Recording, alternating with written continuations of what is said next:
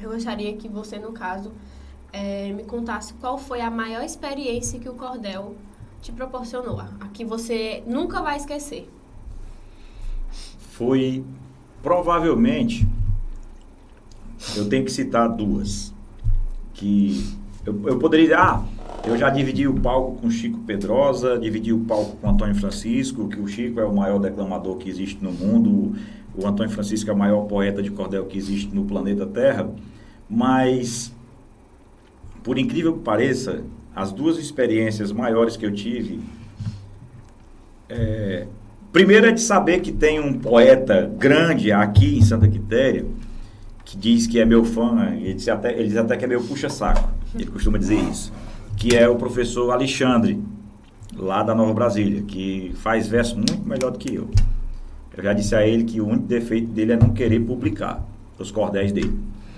Isso aí pra mim é um negócio que vai estar na minha mente sempre.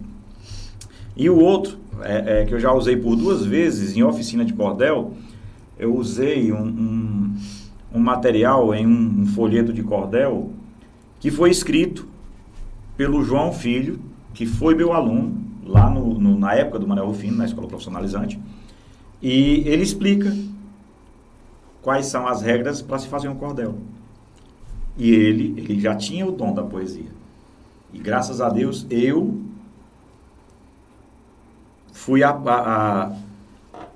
ponte para despertar isso nele. Então, essas duas coisas, esses dois eventos me marcaram bastante.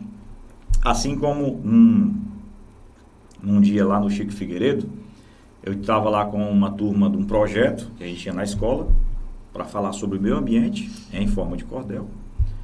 E depois, 3 anos depois, aqui num evento, 2 alunas que estavam lá, que ainda eram pré-adolescentes, e agora na época já estavam adolescentes, chegaram onde eu estava e pediram para tirar foto comigo e me relataram. Você lembra que você teve com a turma lá no Chico Figueiredo, falando de cordel? Eu disse, lembro. Elas disseram, até naquele dia a gente corria de livros, não queria saber. E depois daquele dia, a gente tem que ler um livro, pelo menos um livro por mês, graças àquela sua visita com aquela turma do projeto. Então isso para mim foi muito, muito dignificante e muito marcante na minha carreira, né? Quando eu fiz essa pergunta, eu imaginei que ele diria que seria realmente dividir o palco com algum cordelista, algum poeta de grandes proporções. E quando a gente ouve isso, é muito gratificante, né? Ver que isso, é incentivar a educação, é incentivar a cultura, a conhecer o próprio estado, né? Conhecer o próprio Nordeste, conhecer a própria cultura, né? Ver as raízes. E eu acho que o cordel tem muito isso, né? De conhecer um pouco mais a fundo tudo isso e incentivar tanto esses jovens e adolescentes que tanto precisam dessa influência da cultura, principalmente nos dias que a gente vive hoje.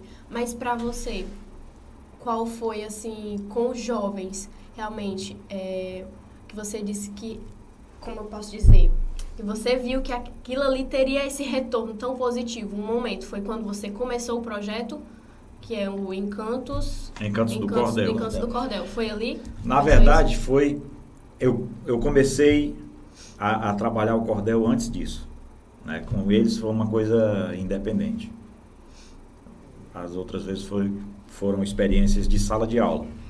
E quando eu vi esse grupo que foi ali no Chico Figueiredo comigo, eles fizeram 2 folhetos de cordel.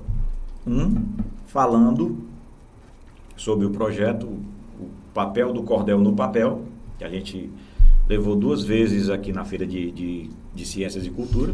No caso isso, os próprios alunos produziram isso.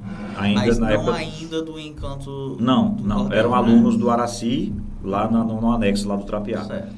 E depois fizeram, aliás, foram 3, né? O papel do cordel no papel, que é um folheto explicativo, A Vida no Sertão e Cordel do Meio Ambiente.